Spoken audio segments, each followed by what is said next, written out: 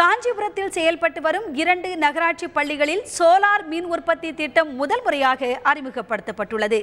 காஞ்சிபுரம் ஏகாம்பரநாதர் தெருவில் உள்ள நடுநிலைப் பள்ளி மற்றும் அண்ணாதுரை மேல்நிலைப் பள்ளி ஆகிய இரு இடங்களில் 11 லட்சம் ரூபாய் செலவில் இந்த திட்டம் தொடங்கப்பட்டுள்ளது. இரு பள்ளிகளிலும் 5 கிலோவாட் திறன் கொண்ட சோலார் பேனல்கள் அமைக்கப்பட்டுள்ளன. இதன் மூலம் பள்ளியின் மின்சார தேவையை பூர்த்தி செய்வதோடு மின்சார செலவையும் குறைக்க முடியும் என்று நகர்மன்ற தலைவர் மைத்திலி திருநாவுக்கரசு நம்பிக்கை தெரிவித்துள்ளார்.